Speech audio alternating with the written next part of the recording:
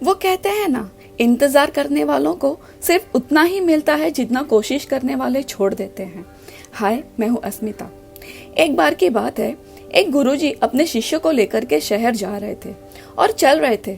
चलते चलते रास्ते में शाम हो गई। गुरु शिष्य ने सोचा कि क्यों न कहीं पे रुका जाए, विश्राम किया जाए। थोड़ा आगे बढ़े तो एक बड़ा सा खेत दिखाई दिया, खाली खेत। उसके पीछे एक मकान था। वहां पहुंचे, आवाज दी।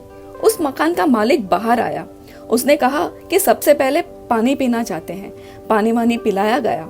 उसने पूछा कि ये खेत आपका है? उसने कहा हाँ, मेरा खेत है।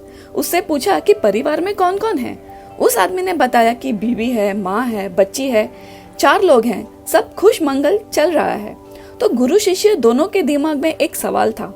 उन्होंने पूछ लिया कि ये जो खेत है वो तो खाली पड़ा है, तुम जिंदगी कैसे जी रहे हो? तो उस आदमी ने बताया कि हमारे पास एक भैंस है, दूध देती है, सब कुछ सही चल रहा है, कोई दिक्कत की बात नहीं है, हम खुश हैं। गुरु और शिष्य वहां रुके। उन्होंने कहा कि हम रुकना चाहते हैं, कल सुबह निकल जाएंगे, शहर जाना है, बड़ा लंबा रास्ता है। वो बोला कोई बात नहीं, रुक जाइए, बड़ी अच्छी बात है आप आए।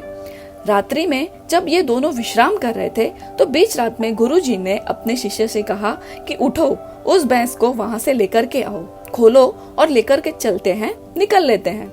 शिष्य ने कहा कि गुरुजी, आपने पूरी जिंदगी मुझे सिखाया है कि चोरी नहीं करनी चाहिए, गलत बात होती है। आप आज मुझसे इतना बड़ा पाप करवा रहे हैं। गुरुजी ने कहा जो कह रहा हूँ वो करो। गुरु की बात शिष्य को माननी पड़ी। भैंस को वहां से खोला, उसको लेकर के चल दिए। थोड़ा आगे बढ़े, रात में ही थोड़ा दूर जाकर के उसको छोड़ दिया। शहर पहुंच गए। शिष्य अपने काम में लग गया। गुरुजी अपनी जिंदगी जीने लग गए। 10-12 साल बीत गए, लेकिन शिष्य को मन में गिल्ट रही कि मेरे गुरु ने मुझसे इतनी बड़ी चोरी करवा दी, इतना बड़ा पाप करवा दिया।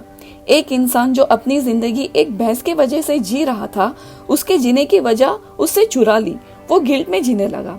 बिजनेसमैन बन गया, बड़ा बिजनेसमैन बन गया, पैसा कमा लिया। उसने सोचा कि क्यों ना इस पैसों का सही इस्तेमाल करता हूँ, उसकी मदद करता हूँ। इसने सालों के बाद वापस उसी जगह पर पहुंचा, लेकिन उसे वो जगह कुछ बदली बदली सी लगी। बड़ा शानदार सा बगीचा, बड़ा शानदार सा मकान, चारों तरफ खेत, फसल लहरा रही है। सोचा कि शायद वो आदमी तो चला गया होगा, उसकी तो जिंदगी बर्बाद हो गई।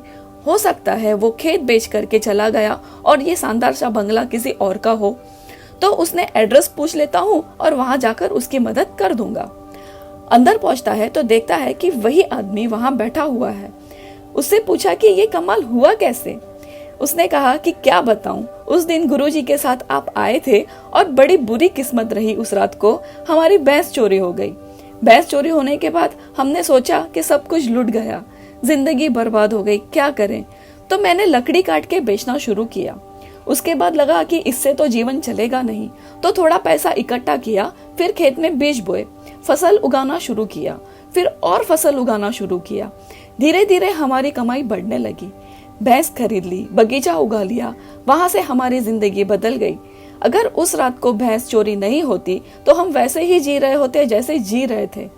शिष्य को बात समझ में आ गई कि गुरुजी ने उस दिन भैंस चोरी करने को क्यों बोला था। मैंने आपसे वही कहा कि इंतजार करने वालों को उतना ही मिलता है जितना कोशिश करने वाले छोड़ देते हैं। कई बार हम उसी जिंदगी को जी रहे होते हैं जो जिंदगी जीते आ रहे हैं। हमें लगता है कि शायद इसके आगे हमारी जिंदगी में कुछ है ही नहीं। आप में वो काबिलियत है जो शायद किसी और में नहीं है।